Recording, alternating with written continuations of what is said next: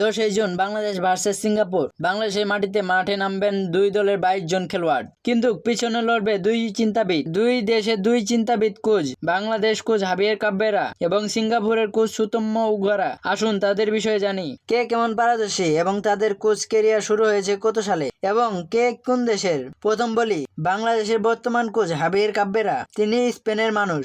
তার coach career শুরু হয়েছে 2013-2015 সালে ভারতের স্পোর্টিং ক্লাব দে গোয়াতে সহকারী কোচ হিসেবে কাজ করার মাধ্যমে। তিনি একজন লাইসেন্সধারী কোচ। 2022 সালে 8 জানুয়ারি বাংলাদেশের ফুটবল ফেডারেশন বা ফুফে হাবিয়ার কাব্যেরাকে জাতীয় দলের প্রধান কোচ হিসেবে নিয়োগ দেন। প্রথম 11 মাসের চুক্তিতে দায়িত্ব গ্রহণ করলেও পরবর্তী তার চুক্তি 2026 সালে এপ্রিল পর্যন্ত বাড়ানো হয়। তার অধীনে দল কৌশলগত উন্নয়ন এবং তরুণ খেলোয়াড়দের বিকাশে মনোযোগী হয়েছে। তিনি আক্রমণাত্মক খেলার ধরন এবং দ্রুত উইং ব্যবহার করে দলের পারফরম্যান্স উন্নত করার চেষ্টা করছেন। সিঙ্গাপুরের জাতীয় ফুটবল দলের কোচ সুতম্য উগারা। তিনি একজন জাপানিজ নাগরিক এবং অভিজ্ঞ ফুটবল কোচ। সুতম্য উগারা 1998 সালে ওসাকায় দোশিসাকুরিয়া হাই স্কুলে কোচ হিসেবে তার কোচিং ক্যারিয়ার শুরু করেন। 2024 সালে 1 ফেব্রুয়ারি সিঙ্গাপুরে ফুটবল অ্যাসোসিয়েশন AFS সিঙ্গাপুরের জাতীয় দলের প্রধান কোচ হিসেবে নিয়োগ দেয়।